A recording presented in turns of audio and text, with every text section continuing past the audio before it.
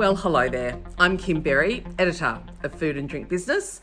Welcome to our weekly news roundup, brought to you by Hydroflux. In the news this week, the Food and Drink Business annual Australia's Top 100 Food and Drink Companies report has landed.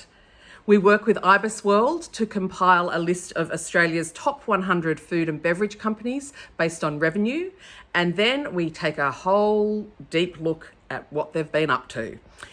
We see which sectors have been performing well, which companies are on the rise, those that might have had a bit of a tougher year than others, and a whole host of other analysis.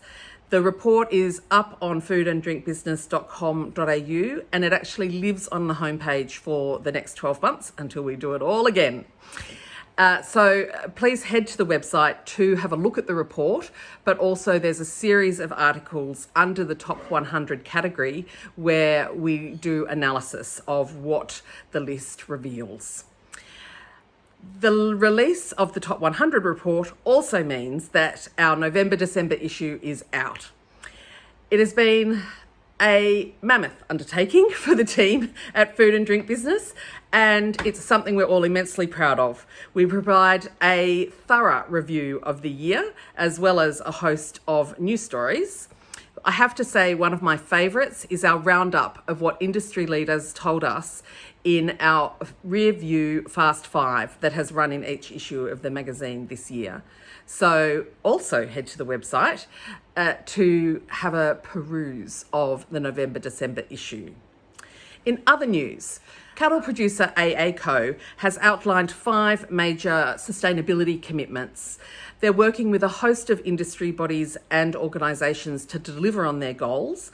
And when you consider the company operates across 1% of Australia's landmass, it's going to be really interesting to see how those plans play out, as well as just how ambitious they are.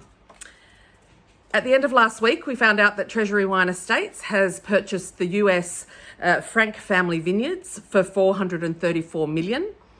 CEO Tim Ford said that the acquisition gives Treasury Wines access into the luxury Chardonnay market. There's been a nationwide recall of Coffin Bay oysters to the amount of around 2.6 million. 56 people have recorded being falling sick, and 3 people have been hospitalised. The recall actually backdates to almost the middle of September, and as producers have pointed out, that means that most of those 2.6 million have probably already been consumed. South Australian authorities and FSANZ are running the program to just get the industry and the region back on track.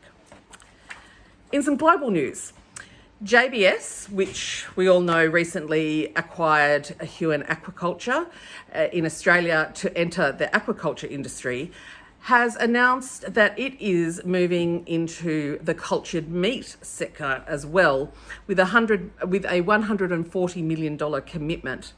They've bought Spanish business Biotech Foods and also committed to building a 10,000 square metre R&D facility in Brazil. And Unilever has sold its tea business to a private equity company for $7 billion.